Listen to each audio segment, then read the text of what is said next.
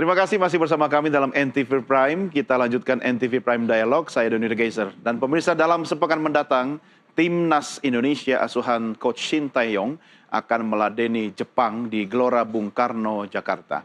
Ini adalah ujian terberat bagi Timnas karena dua hal. Yang pertama, setelah ada tren negatif setelah Indonesia dipukul Tiongkok dalam laga terakhir. Kemudian yang kedua, Jepang merupakan tim kuat di grup C.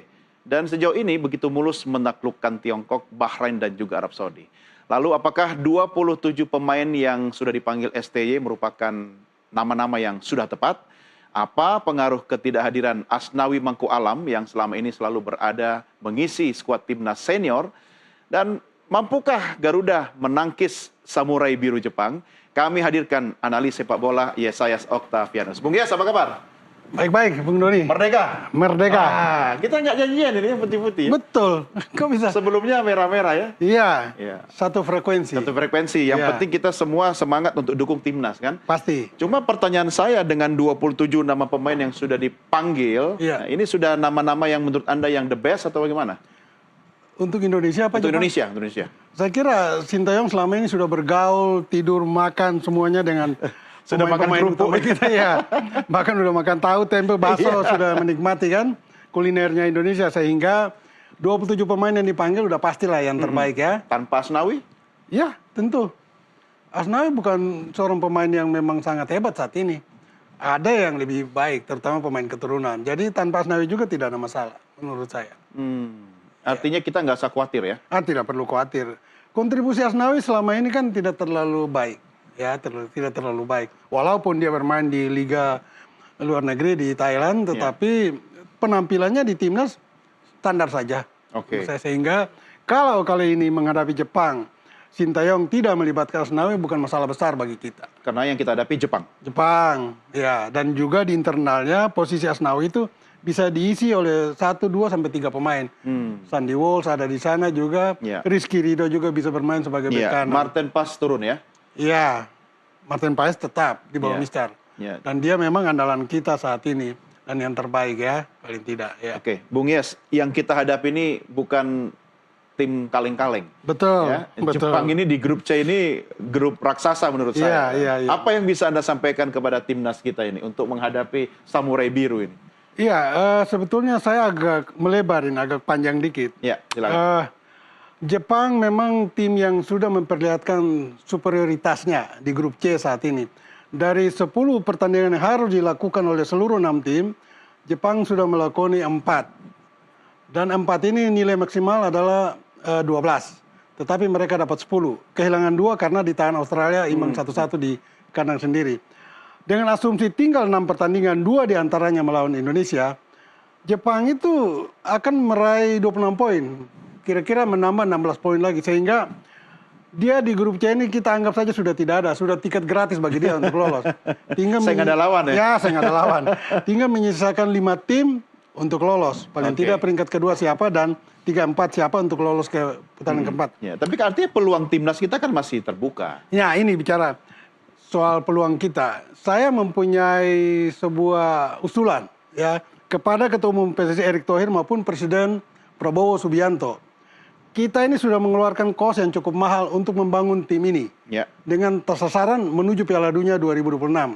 Nah, kalau kita serius, paling tidak Pak Erick dan Pak Prabowo serius, ada cara-cara yang bisa kita gapai sehingga lolos. Misalnya begini, kita ada punya 2 opsi. Opsi normal, yaitu opsi teknis ya. Kita bermain sesuai dengan standar sepak bola. Fair play ya, positive thinking. Semuanya itu harus diikuti. Tetapi juga ada unsur non-teknisnya. Saya mau cerita sedikit. Piala Dunia 1998 di Prancis. Ketika final, ya, Prancis melawan Brasil, di situ sehari bahkan hitungan jam menjelang Brasil tampil, ada isu bahwa Ronaldo tidak main karena sakit perut atau diare, bla bla bla bla bla. Yang terjadi, Prancis sikat Brasil 3-0. Di Piala Dunia 2014 di kandang Brasil, Brasil juga disikat habis oleh Jerman 7-0. Ada apa? Saya kira tim sekelas Brasil kalah di kandang dengan skor 7-0, kemudian dibantai Prancis dengan 3-0, itu ada sesuatu. Non teknis. Iya. Apa itu? Nah ini yang mau saya paralelkan dengan perjuangan kita saat ini. Kalau hitung-hitungan di atas kertas, yang normalnya kita tuh bisa dapat 12 poin. Dengan catatan 3 pertandingan dari 6 sisa pertandingan kita harus ambil penuh. Mengalahkan Arab Saudi, Cina, dan Bahrain di kandang. Berarti 9 poin. Akan tambah 3 sekarang menjadi 12. Itu harus diperjuangkan. Dan itu harus kunci mati situ kita dapat. Tidak boleh kehilangan poin. Tidak boleh. Berat juga ya? Iya, tetapi itu bisa. Karena melihat penampilan kita dan lawan kita. Kita bisa tahan Arab Saudi di kandang mereka, kita bisa tahan Bahrain, bahkan nyaris mengalahkan mereka. Terus why not? Kita tidak bisa kalahkan mereka. Lawan Cina pun kita harusnya tidak kalah. Terus mengapa di kandang sendiri kita tidak bisa ambil? Itu kunci mati kita harus ambil. Ya, artinya 9 di kandang poin. sendiri kita sudah punya kemenangan lah ya. Nah. Kita sudah punya modal. Nah, melawan Jepang 2 kali ini, pertama hari Jumat esok dan kemudian di tahun depan kita akan away ke kandang Iya, Jepang. iya. Saya mau bilang itu. Mengapa kita tidak mengambil langkah-langkah politik? Misalnya? Misalnya Pak Presiden Prabowo Subianto angkat telepon Perdana Menteri Jepang. Saya butuh 3 poin dari Anda. Anda sudah lolos, Anda tidak rugi. Ini non teknis maksud Bung Yes Ya, tadi. Ini non-teknis. fairness-nya di mana nih, Bung? Di sepak bola itu sudah terjadi, hanya tidak muncul. Itu yang saya kasih tadi. Contoh, mengapa Brasil bisa kalah dari Prancis dan Ronaldo mendadak sakit perut ketika final Piala Dunia 1998? Karena tidak ada yang angkat telepon. Terus, mengapa Brasil di kanan sini bisa digunduli Jerman 7-0?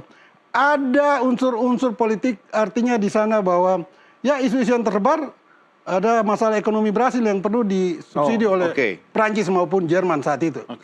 Nah sekarang, kalau memang kita butuh 3 poin, asal kita sudah punya 12 tadi. Deposito 12 sudah kita kunci. Tinggal kita ambil 3 dari Jepang, dapat 15. Tapi masih jauh, 3 ke 12. Tidak, tapi kalau melihat jadwal, ya kita akan terakhir melawan Jepang. Kalau kita sudah aman dengan 12 poin ya, kita tinggal pertandingan terakhir melawan Jepang. Telepon Perdana Menteri Jepang, saya butuh 3 poin dari Anda. Mengapa tidak? Jepang selama ini Indonesia sudah buka pintu ekonomi bagi dia untuk hidup. Maksudnya Produksi mobil jutaan sudah bukan banjir lagi, sudah tsunami produksi mobil Jepang di Indonesia. Saya hanya minta 3 poin, masa Anda nggak kasih? Anda sudah lolos, tidak mengganggu Anda sama sekali. Ini sudah urusan presiden dengan Perdana Menteri Jepang why ini. not? Maksudnya Bung Yes, keluar sedikit dari urusan sepak bola. Mobil Jepang sudah banyak masuk di Indonesia. Tsunami itu, bukan banjir lagi. Tsunami mobil Jepang. Terus Indonesia hanya butuh 3 poin. Mengapa Anda tidak berikan? Ini menarik soal non teknis ya, Bung Yes. Tapi mungkin soal fairness itu gimana? Loh itu tidak kelihatan kok. Ini lapangan bola loh, bukan lapangan politik loh. Loh itu tidak kelihatan. Jadi kelihatan ketika ada mengusulkan sekarang di televisi nasional ini. Itu wajar saja. Semua cara kan dipakai, tetapi cara yang normal lah itu kan. Tapi bukan tidak kelihatan. Misalnya secara teknis, ketika main di Jepang, ya bikin aja kita unggul 1-0, 1 digit aja cukup. Atau berbalas gol, 1-2, 2-3, 3-4, selesai. Mengapa? Tim kita juga tidak kaleng-kaleng sekarang. Kalau kita tim kaleng-kaleng lalu kita kalahkan Jepang, berarti ada unsur kesengajaan di sana. Tetapi kita kan bukan tim kaleng-kaleng. Kita bisa menahan Australia, menahan Arab Saudi, menahan Bahrain. Bisa mengalahkan Bahrain kalau tidak dicurangi oleh wasit. Jadi kalau itu terjadi, kita tidak perlu losing face kok. Tim kita kuat kok. Secara teknis kuat. Sudah terbukti. Lalu kalau kita ambil 3 poin dari Jepang, why not? Apa yang salah? Apa yang tidak ada yang salah? Brasil aja bisa kalah 7-0 di kandang. Ngambil 3 poin atau minta 3 poin itu? Ya, tanda petik minta lah. Subsidi. Subsidi 3 poin. Itu urusan Bung Yas kepada Presiden Prabowo atau Ketum PSSI Erick Thohir ya. Mudah-mudahan mereka berdua. Karena kita tahu kan Erick Thohir kan jaringannya, networknya sangat luas ya. Iya, mungkin bisa Pak Erick, menggunakan luar biasa. aspek non teknis tadi. Dengan catatan kita sudah punya deposita 12 tadi. Iya, cuma masih jauh. Kalau tidak punya juga nggak usah lah itu. Jangan terlalu pede ya. Tidak perlu dilakukan. Tapi dengan usulan Anda tadi, Bung Yes, saya mempertanyakan apakah Anda sendiri tidak yakin dengan timnas kita? Oh, saya yakin. Kalau yakin nggak usah minta-minta mengemis poin begitu dong dari Jepang. Kalau kita dapat 3 poin dari Jepang, ada peluang kita lolos langsung di peringkat kedua, mendampingi Jepang. Tetapi kalau kita tidak dapat itu, dengan hanya 12 poin kita ada di peringkat 4. Kita masih butuh perjuangan lagi di putaran keempat dan bahkan kelima nantinya.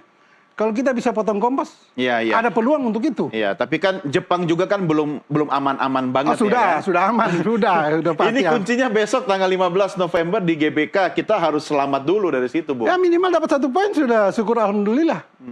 1 poin. Tapi saya secara pilihan tadi opsi pertama, secara normal saya tidak melihat kita bisa ambil 6 poin. 1 poin dari 6 poin Iya. dari 2 pertandingan. Saya tidak melihat itu karena Jepang terlalu kuat. Nah, caranya itu tadi. Ini memang usulan yang sangat konyol, tapi itu berlaku di sepak bola dan tidak kelihatan. Itu terjadi. Saya tidak menyangka statement itu Anda sampaikan dalam dialog kita ini. Ya, itu terjadi kok. Why not? Oke. Soal jurus kita bahas di segmen berikut ya, Ya, Bung Yes ya. silakan. Pemirsa, kami segera kembali sesaat lagi.